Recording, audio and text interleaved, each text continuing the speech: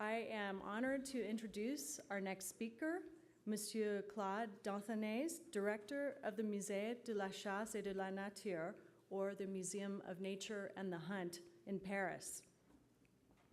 I first visited this museum in 2011 and was so impressed I've made it a point of telling everyone I know about the Musée situated in the Marais district, the 3rd arrondissement. The Musée features art related to animals and hunting, from ancient artifacts to present-day objects, including taxidermy. In an unexpected spin, the Musée also features interventions by contemporary artists, providing a sense of aesthetic contrast. I want to thank Monsieur Danthonais for joining us at the Art and Environment Conference and welcome him to introduce his extraordinary institution, which provided the inspiration for the Late Harvest exhibition.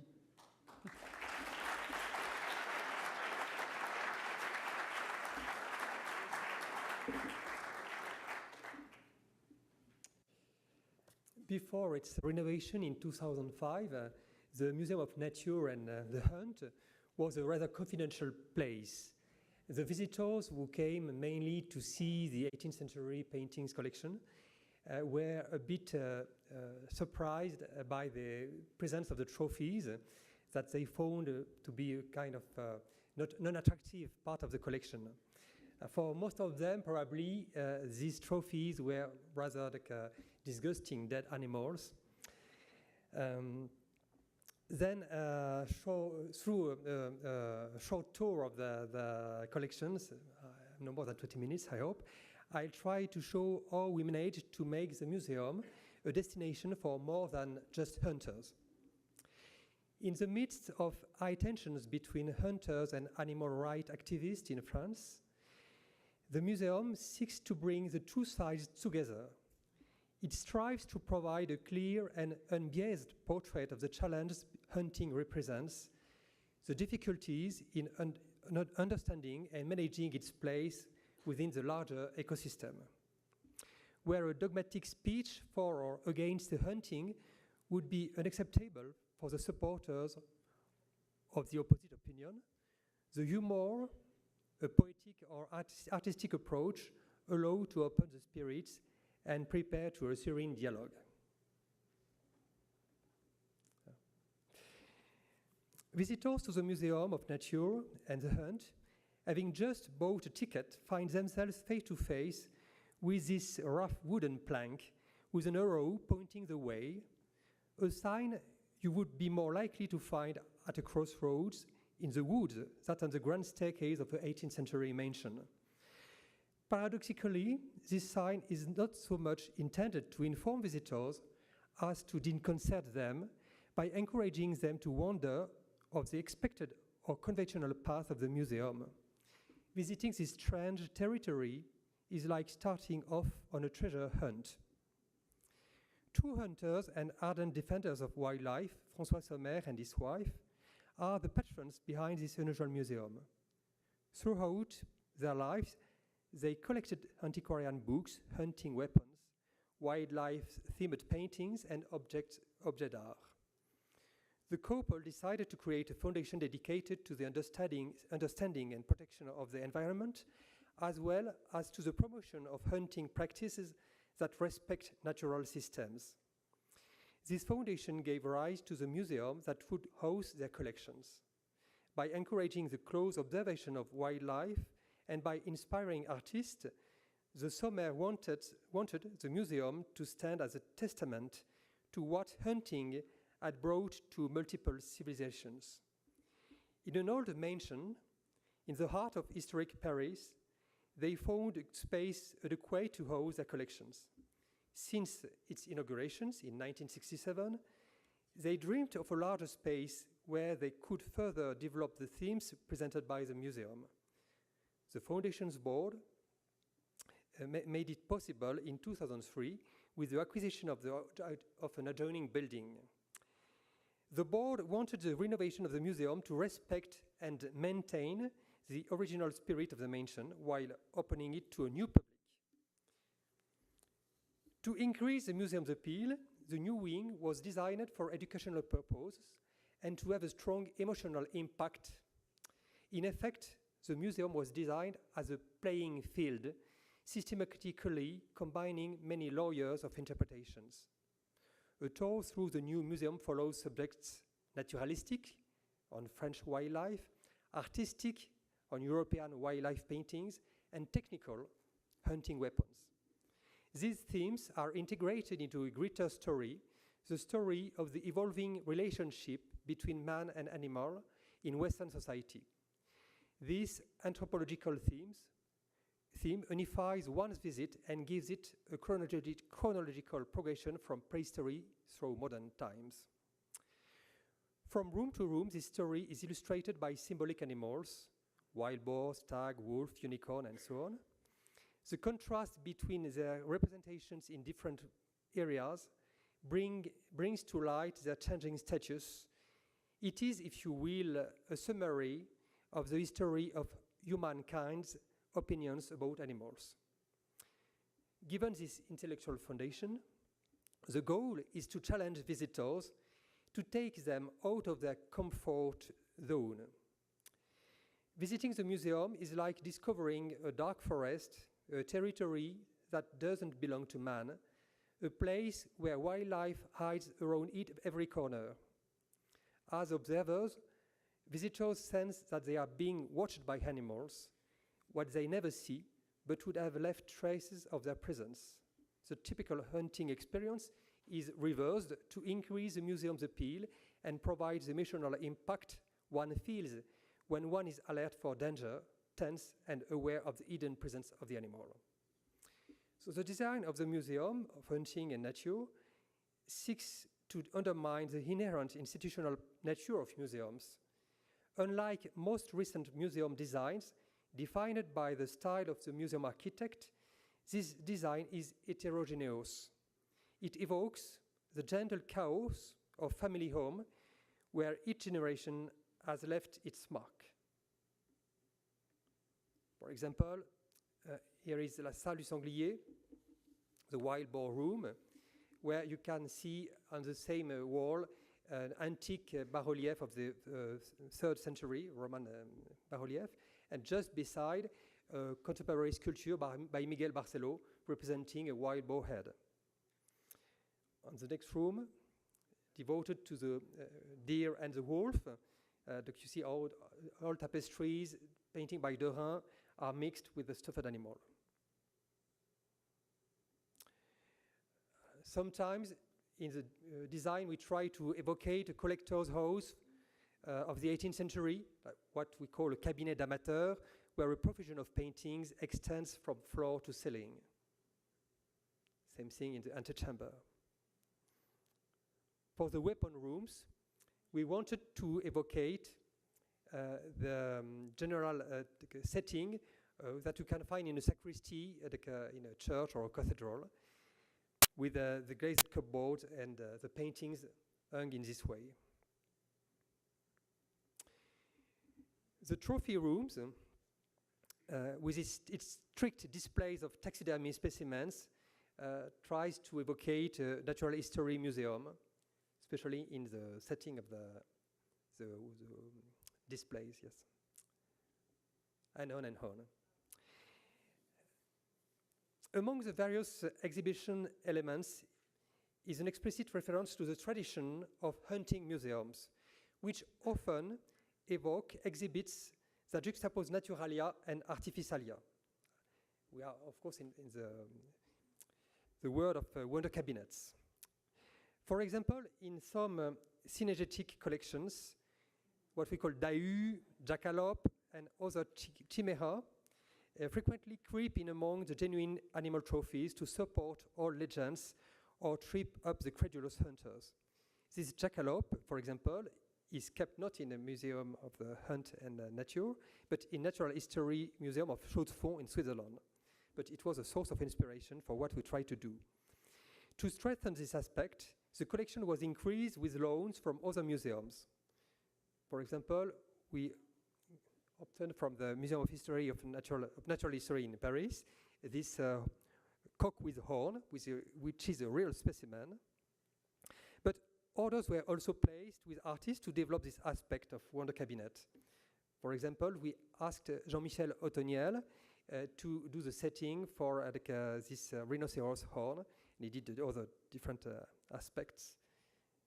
In the unicorn cabinet, you can see different things like the bezoar, this stone that you can find in the stomach of the big animals, and which was very important things for the Wonder Cabinets, because at all times people thought that they had a magic power.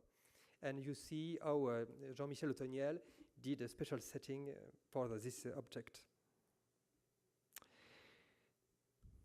Contemporary art doesn't come only to complete specific aspects of the collections, but to fine-tune the emotional atmosphere of the gallery environment. Each commission was accompanied by very detailed requirements intended to define its integration into the architectural wall and its incorporation into the given theme. For example, we asked the Belgian artist Jan Fabre to do a ceiling for a cabinet devoted to the goddess Diana, goddess of the hunt, and he did Diana's night with these holes, stuffed holes. We asked also the Brazilian and American artist Sinclair Semin to draw these different aspects in the museum, like the chandelier, but also the balconies and different bas-reliefs, which provides a kind of emotional atmosphere. Here, another chandelier commissioned to Frank Evenou, where we try to express the different symbolic aspects of the forest with the dark side and the light side, as it is in our imagination. Contemporary art was also purchased or commissioned to develop certain aspects of the main theme concerning our relation with animals. For example, this very popular puppy by Jeff Koons is placed just nearby the famous picture by Jean-Baptiste Oudry praising the maternal feeling of the dogs. In another part, in the trophy rooms, we ordered Oleg Kulik, a Russian artist, this photography showing the face-to-face between visitors and animals. Here it's, of course, a stuffed animal. Pascal Bernier, the Belgian artist, did this installation to show the condition of subjection in which are animals in cattle industries. Another Belgian artist, Patrick van Kijkenberg, had to conceive a work which comes to summarize the evolution of our conception of the animals since Darwin and the scientific theories. He placed his installation among the 2 stuffed monkeys belonging to our collection. And so on and so on. For many visitors, the most striking feature is undoubtedly the physical presence of animals that from room to room seem to welcome visitors as though they are the masters of the house. Okay, here is a detail of the trophy rooms. For example, the black bear in the room for the birds. Taxidermy animals sit and stand directly on the ground without the artifice of a pedestal, a diorama, or a barrier distancing them from human visitors. You saw the deer in the deer room, and here a lion in the Salon de Compagnie. Pedagogical tools and interpretive media contribute to the playful nature of the museum. Of course, the works are well documented, and visitors who are so inclined can find all the standard didactic information. But this information is not overbearing. It is itself an excuse to play, to hunt, a quest that begins anew in each room. For example, we encourage visitors to look at the artworks. Didactic information is reproduced in drawings in the margins of a text concerning the general purpose of the room. To gather this knowledge, for example, visitors must look for the similarities between a black and white sketch and a painted canvas hanging on the wall. signs are hand-lettered with calligraphy in the style of curio exhibits. Elsewhere, they are typed on a typewriter for the 60s. Throughout the rooms, file cabinets or handwritten registers add to the disorienting anthology of informative instruments. For example, we did this fish in the salle des trophées. Sometimes the design of the pedagogic tool refers to the old style of index card of inventory. Sometimes the educational movies describing the functioning of weapons are conceived with humor. Here is a panel on the wooden types. The signage complements the museum's atmosphere. People doesn't know if it's a piece of art or a pedagogic tool.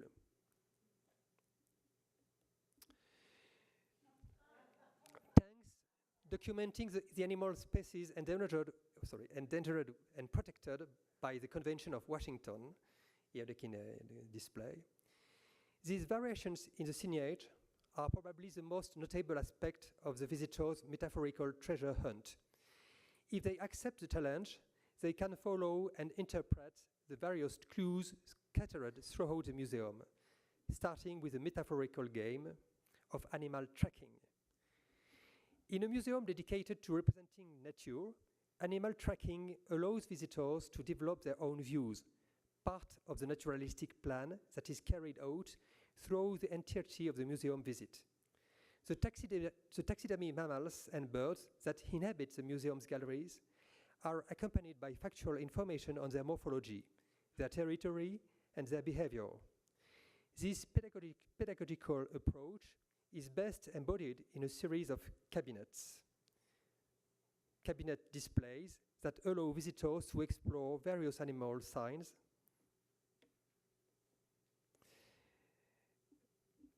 and tracks as well as text. Thus, opening a drawer reveals the bronze cast of animal tracks. Nearby, another drawer holds animal feces, the anthropometric files of the animal, that serve to reveal the gender, the age, and the health of each animal. Another of this cabinet for the deer, and here for the owl.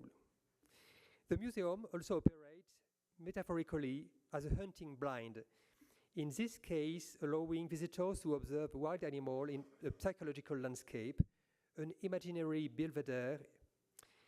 In places, the signs and tracks overflow their containers and creep into the rooms. They stretched across the walls of the staircase, decorated by bas-relief designed by the artist Saint-Clair-Somin. Gathering the signs of the mythical unicorn involved many artists, like Sophie Lecomte, qui gathered its feces, or Maïder Fortuné, who filmed its disappearance. Following the signs and tracks also leads to traces of the founders. In a gallery staged by artist Mark Lyon, visitors find a hypothetical hunting cabin with a jumble of sundry items, reverent relics of François and Jacqueline Sommer, evoking various aspects of their personalities and their career. Elsewhere, in an exhibit dedicated to rabbits, an anonymous stuffed rabbit belonging to one of the museum curators testifies to the close ties between the animal and childhood. In perhaps a more radical way, the tracks apply to the collection itself. In an exhibit with porcelain birds, some bases remain purposely empty, evidence of an impossible flight. Works loaned out for exhibitions or sent away for restoration are marked by phantoms designed for the museum by various artists. Here, like a phantom for a painting loaned for an exhibition. The playful educational nature of the museum design doesn't obscure the serious fundamental theme of the relationship between man and animal and the violence that it can bring forth, especially during the hunt. This is why the program of temporary exhibitions endeavors to develop this theme by showing how the hunt inspires artists today. Overflowing the framework of the temporary exhibition gallery, these exhibitions playfully infiltrate the permanent collections. their systematic insertion into the permanent collections creates the effect of a dialogue, of discord, and of resonance. A few photos of the recent exhibitions. Here by Françoise Petrovich, you see how she displayed one of her pieces on a very old 18th century piece of furniture. Here one rabbit, which was put on the desk. Here by Vincent Borin in the antechamber. And the exhibition we had last year by two artists very involved in the defense of environment and who are members of the Green Party in France, are orienté objet. Visitors to the museum are presented with a challenging game complete with false signs and tracks. The museum includes false specimens of nature study, like Sophie Lecomte écorchée, down with lichen, or Nicolas Darro, Suscrofa albinos. This albino boar quietly follows visitors with its eyes. Among the traps, we have also distort security cameras like this one. Of course, we have a real one, but well. Elsewhere, a series of decoys by Jean-Luc Bichot, Souffler n'est pas joué, Puffing isn't a real move, displayed with a serious presentation of an authentic ethnological collection, is a trap particularly effective at catching distracted visitors. At the end of this perilous treasure hunt, visitors may feel off balance. What have they seen, and what does the collection mean? In place of the question often asked in contemporary art, what is art, we substitute a new question, what is a museum? If we trust the regular inquiries with the public, this game would allow to attract visitors hostile to the hunting and to renew the questioning and on this difficult subject. Thank you.